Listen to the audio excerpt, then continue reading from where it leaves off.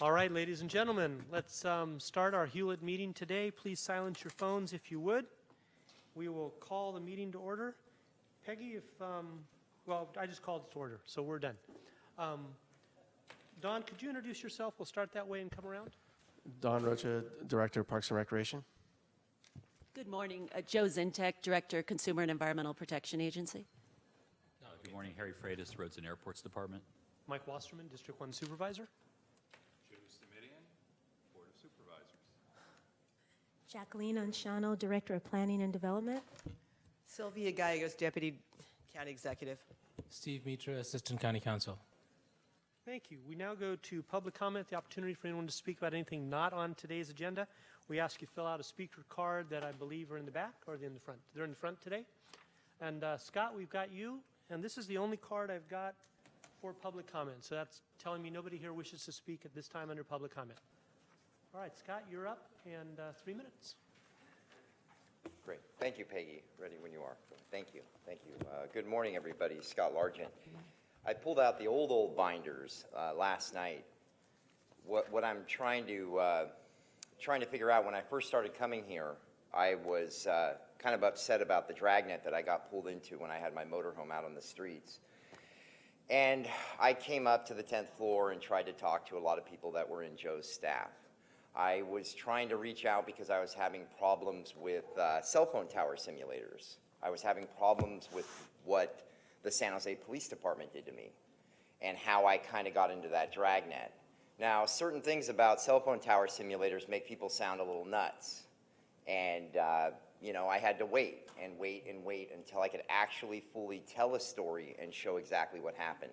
So I'm not sure if many of you are aware what San Jose Police Department purchased about 6 or 7 years ago, what they snuck through the city council. The way that I fell into that dragnet is they were cleaning up a park kind of over in the area where my motorhome was parked at. And when they use this device, all the phone calls basically go through this dragnet. And that's kind of how I fell into it. After they had cleaned up this park, after there was a shooting, I had no idea this stuff was going on. I ended up parking my motorhome there, and I was at the tail end of all this stuff.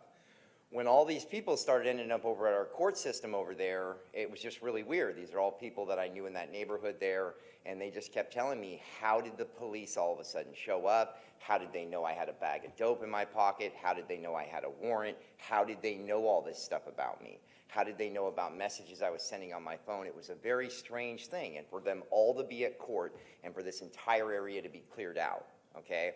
Then I started wondering what was really going on. I went over to AT&T and I went to Verizon. I started telling them I was having problems with my cell phone. So they ran this full chart and graph, and it showed the entire area where my motorhome was at. And it showed all the people that were calling in because their cell phones weren't working properly. Because what happens when it runs through this surveillance is it degrades the service. People start to have problems with their data plans and their cell phones. I was fortunate enough I was able to kind of figure that gig out right there.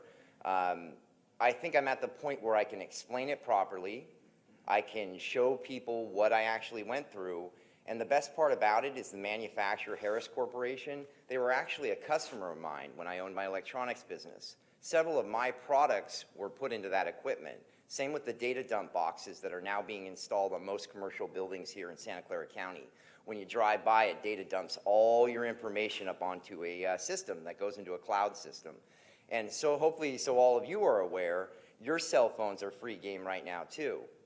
San Jose PD could watch every single thing that you're doing on your cell phones right now. It's not very hard to do. They have the equipment, and you better bet they're going to be using that crystal ball. So, thank you. Thank you. Thank you. I see a number of people just came in. We're in public comment. How many cards are going to be submitted?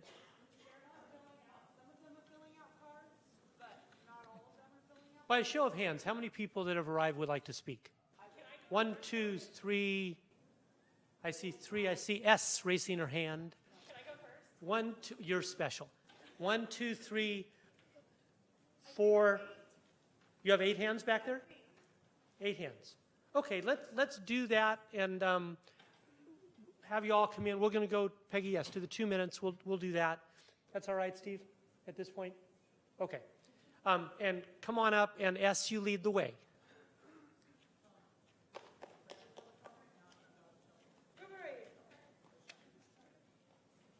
And again, this is, as was just pointed out, this is regular public comment about things not on today's agenda. Okay. So I came to talk to you about the heat policy. I'm very, very proud of the folks at the Sunnyvale Shelter, the Clients Collaborative, who wrote this policy. I believe it's the first time that unhoused people have written a policy that could become an actual policy of the county. One of the most important things about this policy is that it sets a trigger for heat-related emergencies, and that it also offers services. Because right now, the cold weather emergency does not have any services. So ours includes making sure that we have medical there, that we have showers there, that we offer the VSPDAT and other things like that. So I think that that's vitally important. I would also hope that we maintain having the emergency tents with air conditioning set up in locations that are closer to encampments, rather than telling people, you need to get your stuff and bring your stuff to us. Because a lot of times encampments are in farther flung areas, and it is hard for people to bring their pets and their belongings to those places. I also want to make sure that this is in all cities, because a lot of times everything is really focused more in San Jose. I know we have the majority of the unhoused, and they all live in my neighborhood, because I live downtown. But I think that we need to make sure that things are all the places that unhoused people are. I want to make sure that we have the services. I want to make sure that they stay open 24 hours so that people don't just go there for a few hours and then cool down and then they're back on the street. They need 24 hours to cool down. I want to make sure that all the medical conditions are assessed. I want to make sure, trying to think, I want to make sure that they are offered a nutritious meal, because cup of noodles is not food. And I'm tired of the overnight warming locations just giving people cup of noodles, because that's not anything to offer anybody. And I want to make sure that the vendor that gets this contract can open in much shorter time than they're opening the Owls right now, because that's unacceptable. Thank you. Very thoughtful. Thank you very much. Sandy, come on down, followed by Gary Martin. Mila or Milo Romero, please come on down. When you get there, if you'll just give your name for the record, and I'll match you up with the cards. Then it'll be Sharice, then Lucky, then Gail. Good morning. Hi, good morning. Everybody else come on down by the chrome handrails, and we'll get you in there. I'm Sandy Perry. I'm with the Cham Deliverance Ministry and also with Affordable Housing Network of Santa Clara County. I don't need to remind you that we do have a homeless and housing crisis. I guess you had a big discussion about it a couple of days ago. We have a 31% increase, and this is the least that we can do as human beings to other human beings that are actually, people are suffering out there. People are suffering today in this kind of heat. So we went through a similar situation that was not cold related last winter, when we had a smoke emergency, when the air was literally unbreathable during the campfire. And we had no place for people to go. I remember we opened some, I guess you'd call them clean air shelters, but they were only open during the day. And if people lived outside, which as we know, we have thousands of people living outside, and a lot of the people that are homeless have various different kind of physical ailments like asthma and things like that, which make breathing extremely difficult. So these are extreme health risks. And this heat policy, I think it could probably be adjusted to deal with smoke emergencies also, is something which could create that. As you know, there's a lot of people dying out there, over, 157 last year. And we need to, if we're not going to provide housing, which we don't do in adequate amounts, then the least we can do is keep people alive. Thank you. Thank you very much. Sir, come on down. Are you Mr. Martin? I am. You are? All right, thank you. Morning. Good morning. I'm Gary Martin. I represent the Sunnyvale Clients Collaborative, which is an association of the homeless who stay at the North County Emergency Shelter in Sunnyvale.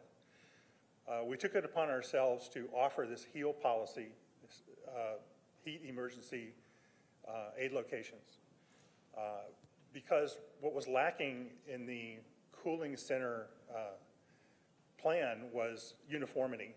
We needed a uniform trigger so that everybody could plan and know when these stations are going to be open. There are quite a few public facilities, libraries, community centers, and whatnot, that were open yesterday, as a matter of fact, because of the high heat. Yep.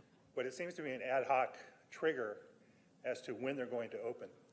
What we have done is specified a particular temperature of 88 degrees, or spare the air days, or as the pastor just said, if it's a smoke day because of wildfires.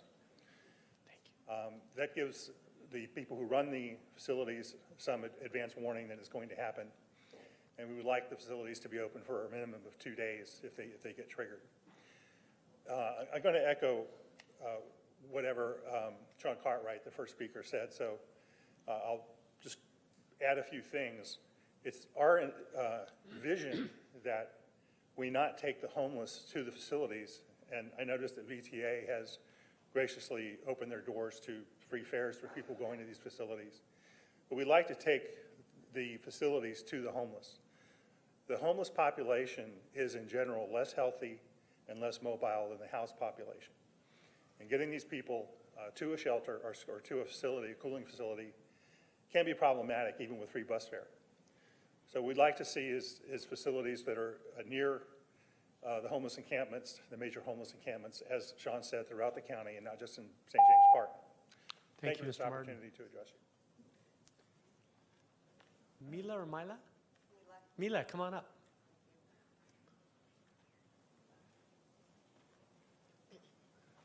Good morning. Morning. My name is Mila Romero, and I am the president of the Sunnyvale Client Collaboratives. Please do not tell my case manager that I'm here or the director of my school facility, as I'm supposed to be testing at 1300 and I ran away, because this is a very important personal affair. And I believe that the weather policy that's being advocated for should go into effect immediately. For example, today it's not even 10:30 or 10:15, it's already 82 degrees. By 2 p.m., it'll be 97 degrees, and by 6 p.m., it's going to be 90 degrees. So that means that it's going to be hot all day long. In our week forecast, it's going to be even hotter. So I'm not a licensed medical professional, but it doesn't take a genius to know, and I do not undermine you at all, that high sodium, poor nutrition, medical conditions with the interaction of the heat cause dehydration, heat stroke, and could kill persons, children, elderly, all together. They need help. We come to you and ask you to please help them. Thank you. Thank you. Sharice Lane. Followed by Lucky, and then Gail. And I'm Lagetueva? Yeah? Yes. And, yes, thank you. I'm Italian, and that's just not in there. Good morning. I'm Sharice Lane. I'm also a member of the Sunnyvale Collaborative. I've been homeless almost 2 years. I am staying at the Sunnyvale shelter, and I am in favor of this heat policy. One of the reasons is that I was self-employed. Crafter and home organization was my business, and I was forced to do DoorDash, Uber, and Grubhub so that I had income coming in. And it is extremely hot to work in my car, even with the AC on. But that's what I've been forced to do. Staying in the shelter, however, it's never clear if we can stay in. So several times I have packed up all my things and loaded them to my car, and as I get to my car and go in to get some more things, I'm told, oh, we get to stay in today. And I feel that if we know that it's 88 degrees that we get to stay in, the staff is better informed, so that persons, because I notice a lot of people are already gone before we're told we can stay in, so they're subject to the elements outside. And as we know, children are left in their cars, so imagine being in your car all day with 90-degree weather, 100-degree weather. It almost doubles in your car. So I am definitely an advocate for that, and I pray that. Thank you. And as our next speaker comes up, just a heads up to Sylvia and Steve, when our speakers are done, if there's anything that you can say during this public comment portion in response to what they've said, I would appreciate hearing Supervisor Simitian. Well, and to that point, actually, I know from the work my office and I've been doing with Ms. Covert that she may be able to provide some guidance on this as well. So if we can. Wonderful. We'll look for your hold her comments as well. conversation. Thank you. Thank you. Come on down. Good morning. My name is Longy Tuiva Flinders. I am a client and a new member to the collaborative meeting that they hold on Thursdays there. I just up here to ask you guys for the same things that they're asking for, because I know in my heart as a client, since I've been there, I thank you guys for having that place open to allow us to get back on our feet. I've been there 5 weeks. I've been able to attain my job back. I've been able to correspond with my family again, and now I'm on track with case managers to do what I have to do for myself. God bless everybody. But I do understand, like, working or whatnot, it is hot. By the time I get back, I'm not blessed to have a car, so I do have to take the VTA.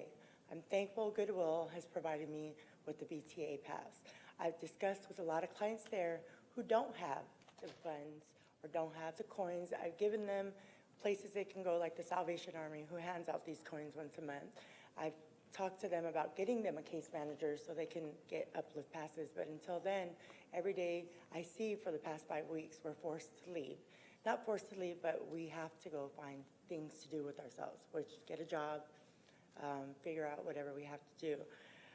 In the past 3 days that they've allowed us to stay in for these heat alerts, I mean, just knowing that I can relax on my day off and not have to run around and not be out in the heat and to be able to get to the next phase in our lives, you know, I really am asking that you guys pass that heat thing that we're asking for. I've never been to the camps. I haven't been other places where I know is worse than, but I know that with the limited space that we have over there, that I am blessed to have one of those beds there. We are cramped in there. I know they had mentioned that they're going to hire some new staff and open the other side. I hope that that goes well and everything. But yes, for the people that have been here fighting for this, to give us the opportunity to have something, thank you guys, and hopefully you guys keep it going. Thank you very much. Lucky?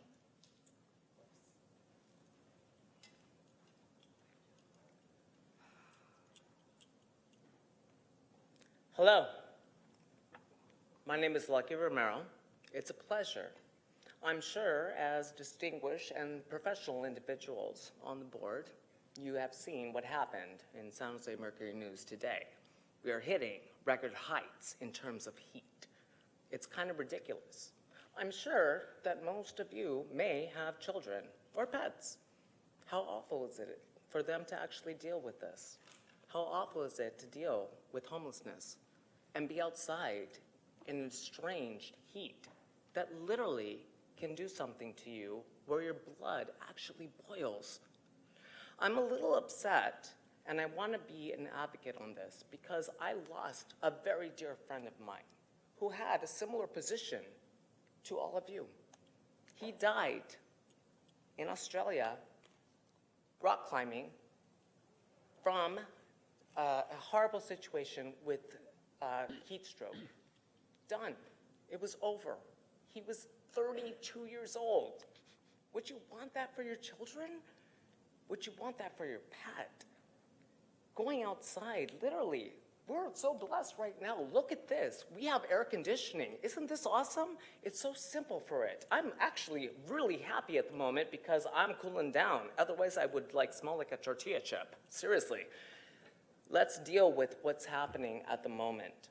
There needs to be a change at this moment. We need to make sure that people aren't dying on the street. Everybody has a moment and everybody has a brain. People are willing and they are powerful. Just because they don't have a home or a shelter or shade or a tree doesn't mean they don't mean anything. Just because they don't have a paycheck, I've seen more camaraderie. I've seen more understanding. I've seen more everything. Thank you, Lucky. Thank you very much. Gail.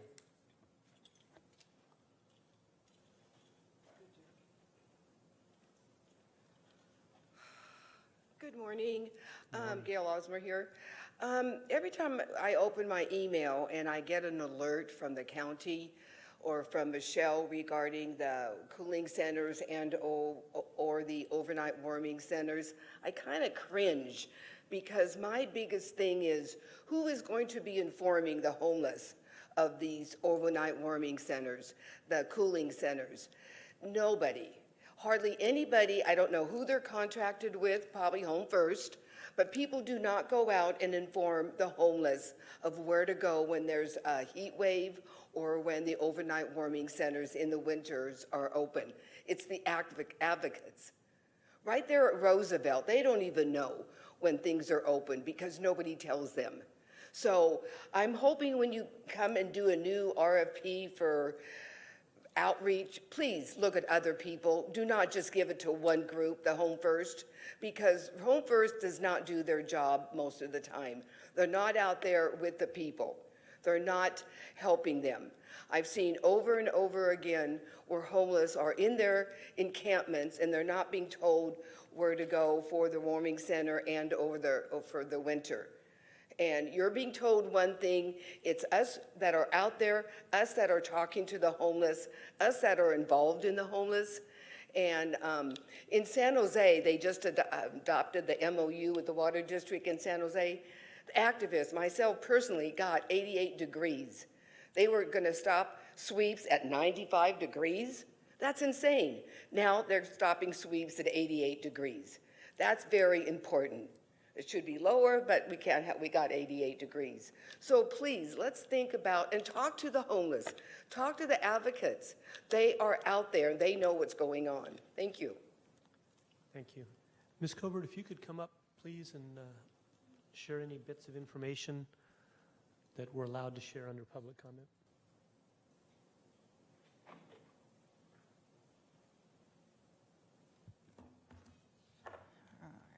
Good morning. I'm Michelle Covert with the Office of Supportive Housing. Yes, I'm very aware of the heat policy that the Client Collaborative developed over the last couple of months, and I have shared it with our Public Health Department, Office of Emergency Management, to evaluate and explore what items that we could do quickly and what items will take a little bit more time and effort on behalf of the county. This will also take a collaborative effort with our other partners, the other 15 cities within the county, because of all of the locations that are involved. So we're aware and want to continue to work on creating a standardized policy and standardized triggers. The example set by the collaborative was 88 degrees, and that's a temperature range that we concur with. So we want to implement that countywide, and like I said, work with our other partners on the expanded services that were being suggested. Thank you. It sounds like you're involved with it now. Are there some actions that are soon to be taken, can be taken? Anything different at all that you can share at this time? Sure. As an example, for this week, we knew that the temperatures were going to go well beyond that 88 degree trigger, and so we did the announcement to all of our shelter providers on Monday morning that the heat was coming, and to keep their hours open 24 hours or extended to the extent they could do that. Alerted all outreach teams countywide, Valley Homeless Healthcare, nonprofit organizations, other county departments to increase their outreach efforts to vulnerable people. Wonderful. So informally, we're already using the triggers that were advised by the group. Thank you. I'll close, and perhaps Supervisor Smitty has some comments he wants to make or not, but I just want to say the last speaker, Gail, brought up about notifying people who could benefit from these, that the services exist. Without any change at all, without any change to the policy being brought forth by the collaborative, if we could simply raise the awareness of the service that is there, because the biggest, I guess, tragedy would be for people in need of the service who aren't aware that it exists. So it sounds like you're increasing the outreach and directing all those that provide the services to increase their outreach as well. Is that fair to say? That's fair to say. We also have a text alert system, so we encourage all homeless individuals to sign up for the text alert, and those alerts did go out on Monday morning as well. Gotcha. Thank you. Supervisor Smitty. Not much on public comment. I think some of these issues are going to be taken up on item number 6 when we talk about the Sunnyvale shelter, and that's fine. I think, as I've worked on the Sunnyvale shelter for the last 6.5 years, Mr. Chairman, and I know our staff is ever mindful of this. The challenges of being unhoused are year-round challenges for a significant part of the population, and that just means our response has to be mindful of the circumstances people are facing year-round. When I came back on the board in 2013, I think we still had in mind that emergency shelters were cold weather shelters, and I think our understanding of the need has grown, and that the services are growing commensurately. So I think that's all to the good, and glad to hear that on this particular piece we're making progress. But more to come on item 6. Thank you. Thank you very much. That concludes public comment. We move on to item number 3, which is approval of the consent calendar, which currently includes items 7 through 14. I have a speaker card for item 7. And Supervisor, I would suggest that we add item 5 onto today's consent calendar as well, if that's something you're in favor of. Okay by me, sir.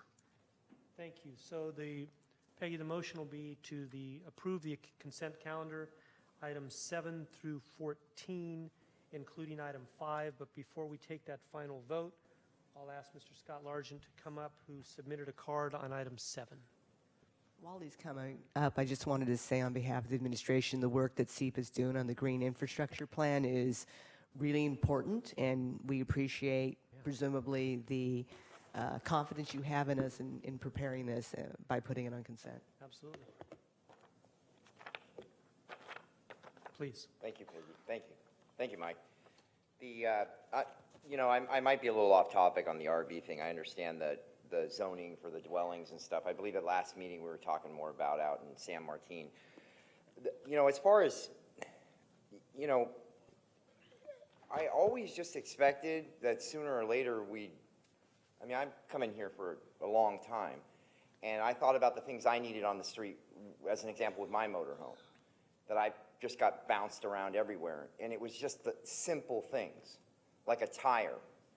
I needed, that sealant that you can put on top of a roof so it can stop leaking and molding all over, and it was just little things. I needed to drain the gray water, the black water, I needed a battery cable, just basic things to be able to kind of get around. And then I was at a point where I just needed a place to park the motorhome.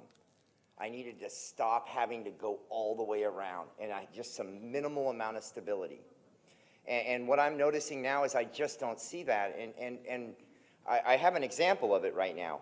After Hurricane Katrina, when it was chaos and there was people everywhere and you just watch them out there dying and stuff, this is what's going on here. This is what's going on here, and I just keep keeping my fingers crossed that all of a sudden these trucks are going to come in here and people are going to come in there. There's going to be water, and we're going to get these people in somewhere, and we're going to start fixing all of this right away, and we're going to help people that are dying. That's not happening at all. I'll go down there today and I'll film about 7 or 8 more videos of people just dying, literally dying, and nobody from the county is there. You guys are a no-show out there at St. James Park. You're not up and down the railroad tracks. You're nowhere. What about even just getting people some tents and some sleeping bags? You should be out there early in the morning helping people. We need to help people. I don't see it. I really don't. And for the record, item 7 that Mr. Largent was just speaking about, it has been held to our September 19th meeting.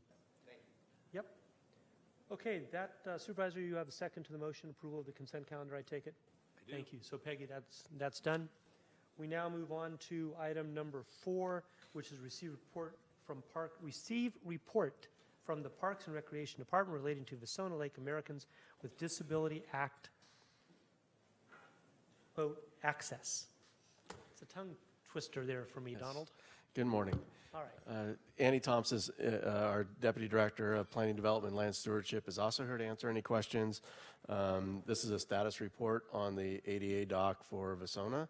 The update is that we were able, with the board action on Tuesday, we're able to move forward with a project agreement with an interested, a very capable consultant. So we'll be able to begin the kickoff meeting soon. Throughout this time frame, we have been gathering staff and have internal discussions as well as with our outside partners so we can align ourselves when we had a consultant on board to pursue this project as soon as we get a consultant on board. So we are moving forward. We did have staff attend the Berkeley event a few weeks ago so that we can see other accessibility docs and how they worked and meet with other stakeholders so we can gather more information as we move forward.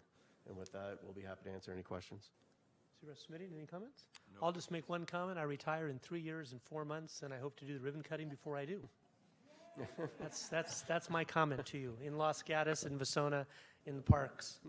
So I understand it takes a while to do things, and the projected timetable is pretty far out there, frankly, when I saw that date. So I hope something more reasonable occurs than that. When I think about like the animal shelter, the amount of time we're taking to build 37,000 square feet, I know it's different logistics. It's different logistics with water and dredging and all that's involved, but I hoping that comes in sooner than what's being guesstimated right now. Yes, we'll do our best. Super, thank you.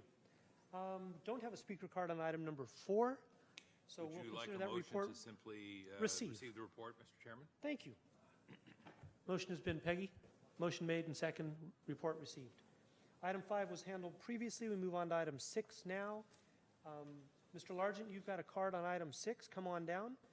And item 6 in the agenda reads, under advisement from the March 9th, 2019 Board of Soups meeting, to receive a report from the Office of Supportive Housing related to the Sunnyvale shelter operations.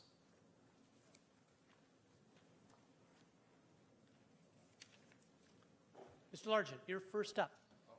You're the only card I have. Sandy, you're going to speak on this item? Sure, bring your card up when you come up is fine. Yeah, I think we have a stack of cards back there for this. So, more people wishing to speak? Yeah. Okay. Sean, are you gathering cards? Okay. You're on. Okay, thank you. I was going to try to read a little more in the packet in the back. I was a little distracted, so I'm sorry. I kind of shoot from the hip right here. We do that once in a while, too. Don't worry about it. Well, thank you, Mike. Thank you. Back to, I understand what they're doing with the temperature and everything like that and bringing people into shelters and stuff. And when it gets really, really hot, I don't take public transportation as much. The bus kind of can cool me down when it's really, really hot. But when I show up out there, just in the morning, when I get off the bus, everybody's just cooking. They're already cooking out there. And I know I just said this in the other thing, where is the county? When you guys do the dog and pony shows and you set up all your booths for all your nonprofits, you guys bring out water, you bring out food, you bring out buttons, you just, pamphlets, all this other stuff. Why is there not some type of tent thing out there right now? Why isn't there somebody out there with ice and water and just something? Scott, if I may, you're not referring to the North County Sunnyvale shelter this item? No, I understand. So when you go out to the North County shelter out there, same type of thing. If we need like a cooling center there today like that, it's something that's there, but we don't have this everywhere around the city is where I'm getting at. Okay. And we need to do more. We need to do more. Like this afternoon, I'm going to go buy water with my EBT card to go hand it out down there because this county's not doing it. That's just what I'm saying. We need to really wake up. We can't wait for government to take another year or 2 years. It's like a triage thing right now. Something. You guys could pull all these people off the streets. And one other thing before I get down from here. You have a location at 3rd and St. John right now. There's an old church right there that's for lease right now. It was converted over into an office.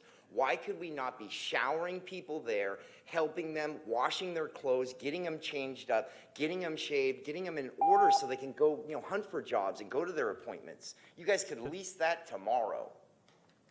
Thank you. Sandy, come on down. Lucky, Jerome, and Lajitueva. I'll get it.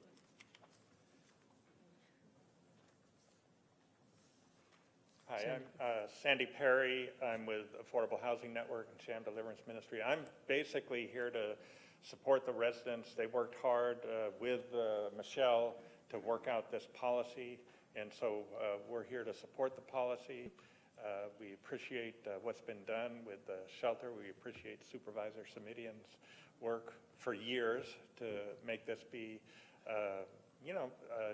a lot of people think this is the best shelter in the entire county. So we want to have it, there's always room for improvement. I'm not disputing what Mr. Largent said, but on the other hand, we also have to recognize when we've done something right. And so most of what I've heard about this, the feedback I've gotten from residents there is that this is a good program, and we need to adopt these policies. Thank you. Thank you.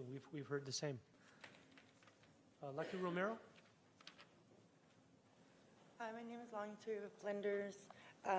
Yes, the Sunnyvale shelter is great. I thank Michelle and everybody else that is making sure that we get everything that we need. And I just want to also bring up that I went over that packet, the proposal packet, and it would be nice for everybody over there to have some Wi-Fi. I understand they brought the medical over there as well, and the scan to change, to fix your background if you need your background looked at and some things expunged. Voting would be good to be implemented over there, and more resources on AA meetings and church meditation meetings would be a great thing to add to that packet for people that do come from outside cities who now are referred to the Sunnyvale shelter and have no idea what's going on in our area. Thank you. Thank you. Mr. Shaw. Bless you, Harry. Hi, my name is Jerome Shaw. Thanks for having me up here. So I'm a resident of the Sunnyvale shelter. I've been there for about 3 months now, and I do appreciate the 120-day time limit. I wish it could be more, especially for families that have kids. I don't know what's expected for them to do within that 120 days if they're on a rapid rehousing. I feel that they should be able to stay until they have housing. But and I know this is started from the ground up, and there's a lot of things that can be done a little bit better. I feel it's a county building, but I don't feel that the county maintains the building very well. We have like 2 washers in the shelter. One washer's been broken for like 6 or about 8 weeks. There's one washer for about 145 people. I haven't done my laundry this week, and I've been trying. There's issues with like maintenance in the bathrooms, showers, and things like that. I also have an opinion about the nutrition, the food that's served. I mean, I feel like if you have kids in a location, then kids should have adequate, healthy meals on a constant basis. It shouldn't be just based on donations. I think whatever grant Home First received, whatever millions of dollars that they have, there should be something put into the budget, especially if they're able to put in, cameras and, I don't know, computer center and everything like that. I don't know who's going to get, use from, the computers and things like that. But I mean, I feel that there should be adequate meals and an adequate amount of time for families to be able to stay there to get back on their feet. Thank you, Mr. Shaw. Yep. And Mr. Martin, why don't you come on down?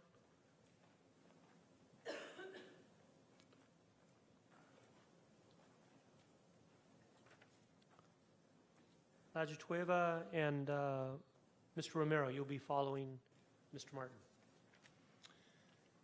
I'd just like to point out that the length of stay policy is by far the most important on the agenda item, but there are other policy change requests that we've made. And the collaborative spent a great deal of time polling the clients to determine what services they think they needed. And we've included that, I believe, in the agenda item 6. For example, improvements to make the facility friendlier to children with a little playground, friendlier to pet owners with a little dog park. And of course, the computers that have been mentioned, that policy has to be approved. I think the idea is to get donations from local high-tech vendors, which shouldn't be a problem, and that includes Wi-Fi as well. The idea is that people need access to computers at night when they're there to fill out job applications and forms and whatnot and stay informed. I think we're looking at somewhere between 3 and 5 computers. I don't know the exact number, but There are other policies that requests that the collaborative is making, and I urge you to approve those as well. With respect to the maintenance issues the last speaker just mentioned, those have been brought up at the working group meeting run by OSH, Michelle Cover's group. I attend those meetings regularly, and I have brought those issues up, so they are being tended to. Not fast enough, Michelle, but they are being tended to. Okay, thank you very much. Thank you. Next up, please.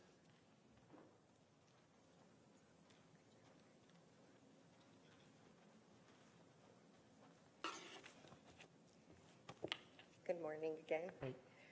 Thank you guys for everything that you've done. I've been following as a resident, post-resident, meeting with clients every week, even while I was resident, outside of being a resident.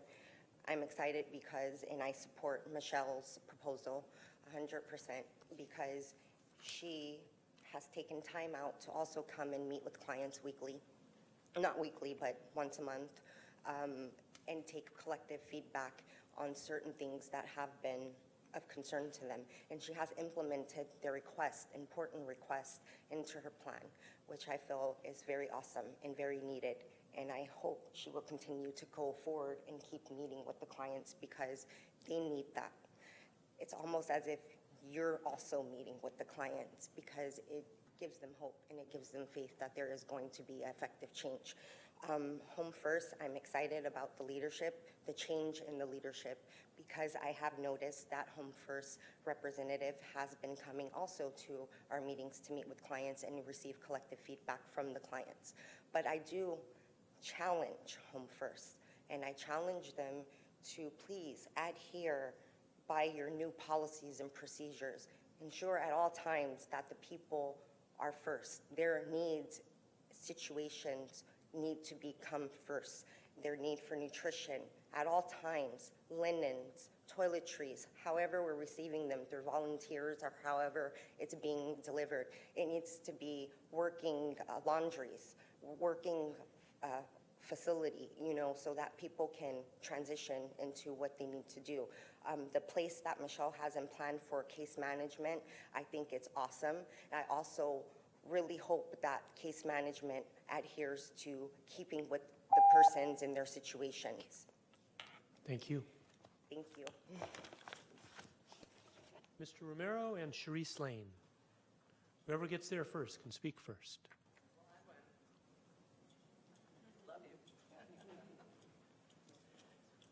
Wonderful to see you again. Lucky Romero.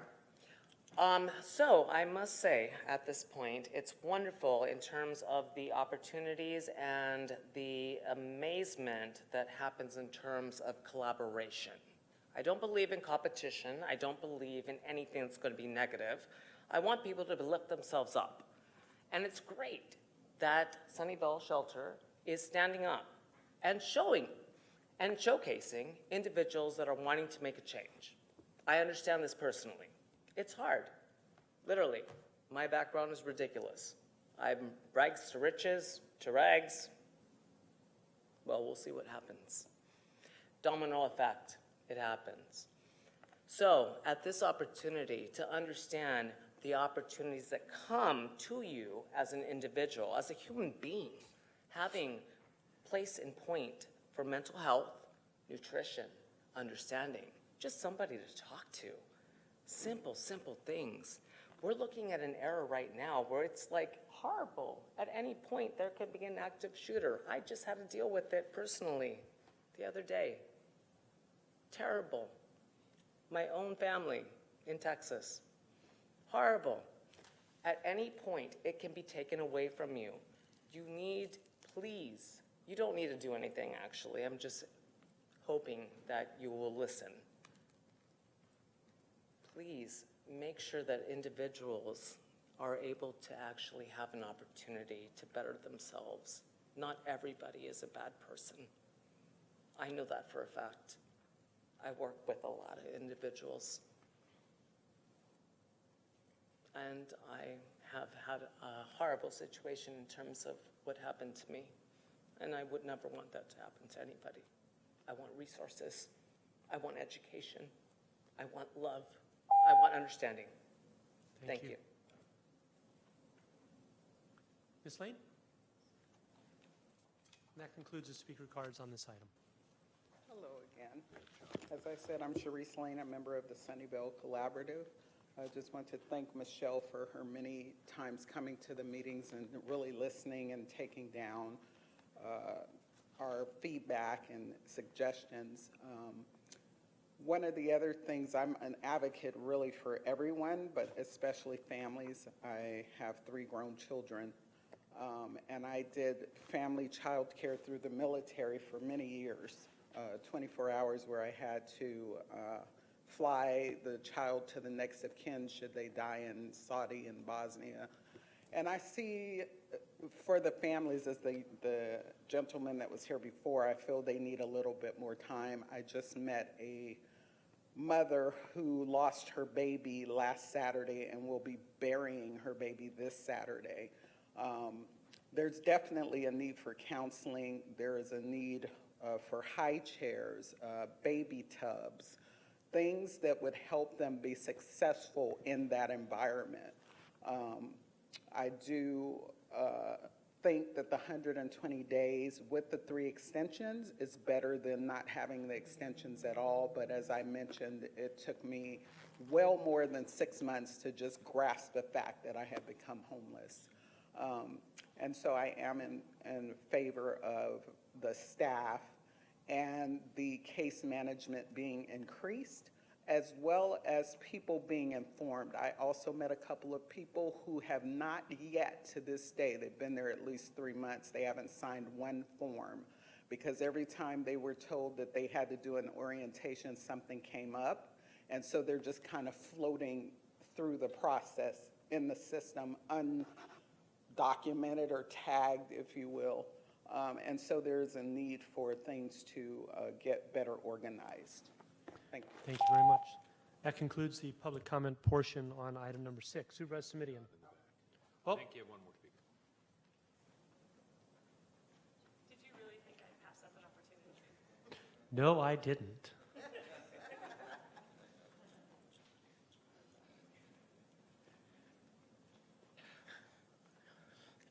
I wanted to digress for a second and point out that part of the heat policy, the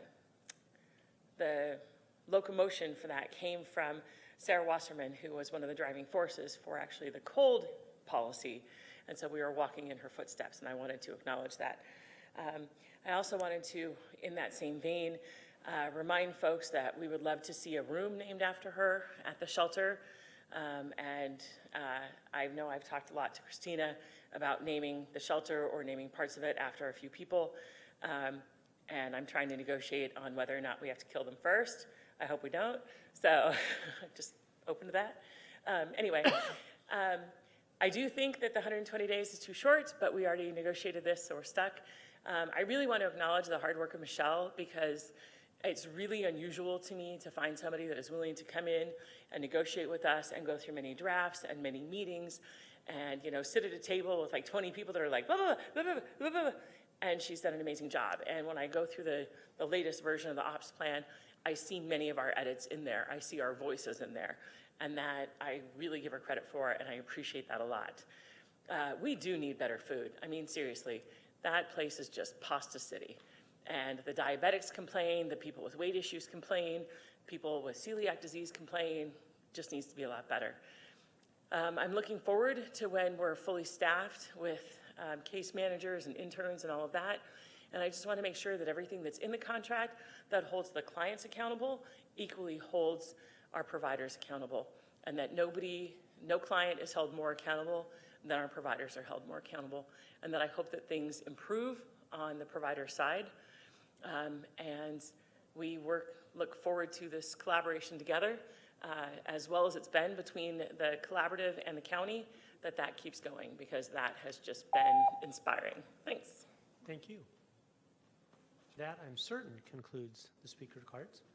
And I turn to you, Supervisor Simidian. Why don't we take a staff presentation? Okay. Go ahead, Michelle, or who's? Thank you, Mr. Good morning. I'm Jackie McLean, Deputy Director for the Office of Supportive Housing, And with me today are Renee Ramirez, who's the Chief Operating Officer from Home First, and Michelle Covert, who needs no introduction, clearly. This is a follow-up to the approval of the Sunnyvale shelter earlier this year, both to be a year-round shelter and to increase the number of beds from 140 to 175. And we were asked to bring the operating guidelines to this committee, and they're attached to the transmittal. If you have questions on the plan, and I think Renee is prepared to give a bit of an overview of the highlights, and any follow-up on the client collaborative, Michelle will be able to answer those questions for you. Thank you. Thank you very much. Renee, did you want to give a presentation of any sort, or Michelle? If not, Supervisor Committee may have some questions. Just a couple items I wanted to highlight as the client collaborative did most of the presentation for me. One thing I wanted to highlight was the length of stay policy, and we had originally came to the group with a shorter length of stay in our original memo to the board this spring, and again through extensive feedback from the stakeholders, the client collaborative, and the other service providers in the northern area, we did make a compromise on the length of stay, because we're balancing that this is a temporary housing facility and not transitional and not permanent. So we compromised on a length of stay of 120 days with the opportunity for households, singles and families, to apply for up to 3 extensions as they document their progress towards addressing barriers to housing, or document that they have housing imminent and they simply need more time in order to move into a new unit. So that was the work of extensive conversation amongst all of us. The other item that we were asked to give more information on was the idea of setting aside 50 beds of the facility for rapid rehousing clients. And our rationale for that is during the pilot period, the pilot expansion period, we actually did have a high number of individuals and families staying at the facility who were enrolled in rapid rehousing or pending enrollment. So we're just memorializing something that we already documented was occurring at the facility. And we have a high number of rapid rehousing resources in North County, in Santa Clara, in Sunnyvale, and Mountain View. So we're just documenting that we want to make space available for those households, those families, to have a place to stay while they're doing their permanent housing search.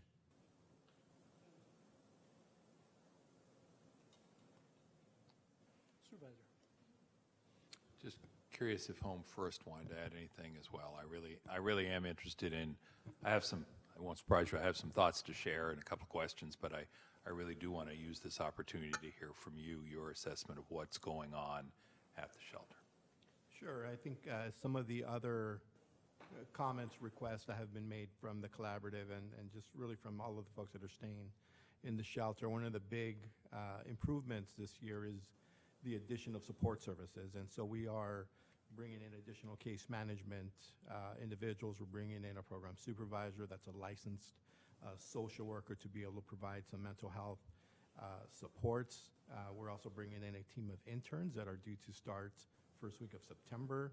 I've heard clearly many a times the concern about nutrition, and we often work with volunteers in the community to come and provide meals. And as we all know, cooking pasta dishes is often a meal that can stretch. And so we are hiring also a volunteer coordinator, or an additional time for a volunteer coordinator to better manage that and be able to provide some direction to our volunteers and make sure that we have more nutritious meals as well.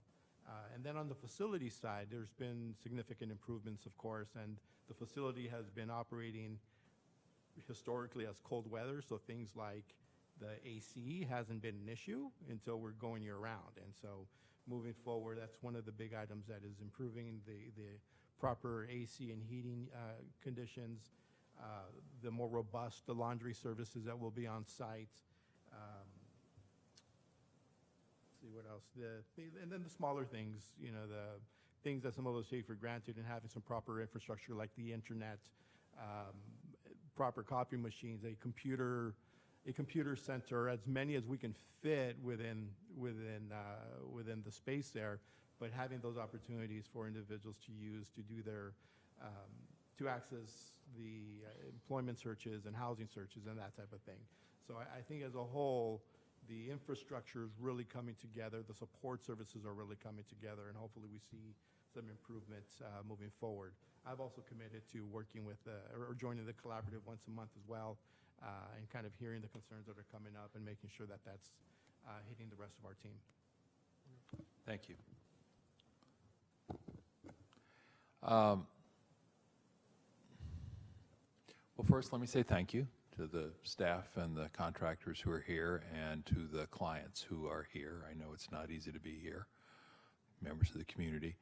I do have a couple of questions, a couple of areas I want to probe, but as part of the thanks, I do want to once again take the opportunity to sort of provide a little history on this one, because I think whether you're a client, a staff member, a member of the Board of Supervisors, Ms. McLean, I think you're pretty new to our operation. You know, it's sort of human nature that the world begins the day you arrive on the scene, but of course there were people who came before, and there are some history to all of this.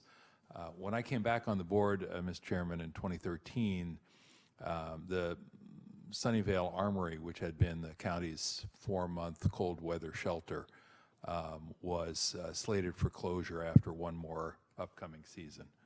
And it was understandable. There was a housing project that was going to go up on the site. Was a good project with affordable units that was going to be there at that location. I had a chance to swing by that old Sunnyvale Armory shelter, and for those who remember it, it was pretty rough around the edges. Essentially, it was an oversized Quonset hut, and 125 people could sleep on the floor, and it was first come, first serve, so people lined up, waited for a long time. Maybe they'd get in, maybe they wouldn't. There were no services to speak of, no disrespect, there just weren't. That's not what it was. It was a place to get in out of the weather 4 months a year, and the food service consisted of whatever good folks could rustle up on short notice during those 4 months. I was anxious when I arrived because, as I say, it was slated for closure, and while the county was appropriately, in my view, looking at issues of long-term housing solutions, housing first, meaningful housing opportunities for people, including supportive services of the kind we've undertaken. I remember thinking at the time, where the heck are those 125 people going to go when the shelter closes down after its one last season of operation? So it closed down, and sure enough, there was no place for those 125 folks. The next census saw a spike in the number of unhoused homeless in the North County in particular. The spike was almost exactly the same number of folks who no longer had a place at the Sunnyvale shelter. And I remember coming to the board and asking if we couldn't look at creating a new shelter somewhere in Sunnyvale. And there was some trepidation about it at the time, because I think people thought that somehow it would be an abandonment of our housing first philosophy. And you know, what I indicated at the time, what I still believe to be the case, is that even as we look at long-term, big picture, holistic solutions, we've got folks who've got a need right here, right now, and they can't wait. And so I was pleased that the board was unanimous in its support of that effort. The staff, thank you again. So first year we had to scramble. We kind of cobbled together a program in the absence of a structure.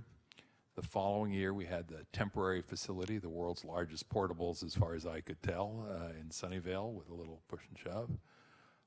And then, of course, the year after that, we got into the site where the operation currently works. The 125 folks for 4 months turned into 125 folks for 6 months with board support, and then 140 folks on the way to 175, and year-round, and with services, and as your staff report indicates, close to everyone, not quite probably, but close to everyone, now has case management services on site. So part of what I want to do is go through all that to say thank you to the staff, because this has been a long time labor. Progress has been made, not as quickly as we would like, because it never is. But when you go from not a damn thing to a temporary shelter to a year-round shelter, from 125 to 175 to no services to a complement of services to little, if any, engagement from the clients to a full-blown process for participation, I think that's something we ought to take 5 or 10 minutes and stop and say, we appreciate that. We might even say we're proud of that, even as we listen to folks who say, let us tell you how it could be better. And Ms. Covert, to you and, to folks at Home First and Ms. McLean, to everybody at OSH, I know it's sometimes hard to be enthusiastic about taking the next hill when people are kicking the stuffing out of you, or it seems like they are. But I applaud your willingness to do that, because it's part of the job. The job won't be done tomorrow. You'll still have a dozen things that are on your to-do list to make it better there. But I did think it was important to sort of look over our shoulders and say, hey, look at the progress that has been made, that can be made. And as you know, Ms. Covert, that inability to do it all in one shelter in one location is part of what has prompted efforts in other parts of the county. In my case, the shelter in Mountain View has been a particular passion, and thank you again for your help there. But we'll keep listening to the clients. We'll keep doing a better job. We'll keep doing more to the extent that we can. And as I say, I think it's worth taking a moment to look at what we've done. Now, just so we can get in the spirit of how can we do it even better, a couple of things I want to ask. So where are we in the construction, really? Forgive me, I just haven't been out to the site for a while. So if I said, are we done, you would say? We're in the fourth quarter with a few more minutes to go. Okay. So if I were to say 99% of the things on the punch list are going to be done by a month from now, 2 months from now? Early October, because the last item on the punch list would be PG&E coming on and bringing in the expanded transformer in order to power up the additional appliances and the heating and air conditioning system in the additional area being used. And do those additional appliances include the washers and dryers that are necessary for folks to take care of themselves? Yeah. Correct. Good. Mr. Wasserman, we, in the Mountain View shelter, which is only 4 months a year and is designed to be limited to single women and families, we've had sort of an informal conversation about whether or not families might not be better served at the Sunnyvale shelter because of their ability to be there for longer periods of time, and the fact that we'd like to see youngsters into our local schools and stable in that way. That being said, and I wholly understand the issue around 120 days plus 3 extensions and the fact that we don't want this to become essentially a permanent housing for 225 people in a shelter situation. If you want to share some thoughts now, or if you want to follow up maybe with an off-agenda report, I am curious, though, about how can we make that work in a way that provides the stablest possible school situation specifically for kids with families at the shelter. Do you understand what I'm asking? The school year, of course, is nine months, more or less. And that means, that we're going to be in a position where we have to tell families, pull yourself up, even if that means you're a month away from the end of the school year, that kind of thing. Has there been any discussion about that in this process? No, sir, there hasn't. So I think we would need to go back and take a look at that and provide an off-agenda report. Thanks.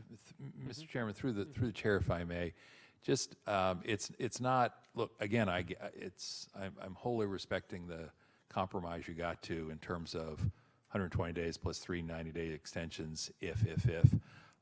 But I would like to just ask if you could sort of have some conversation among your team and with the clients about sort of how does this work and/or what modifications, if any, might make sense in terms of continuity of school services for families with children. That was my particular concern. Other than that, let me just ask the nutrition question.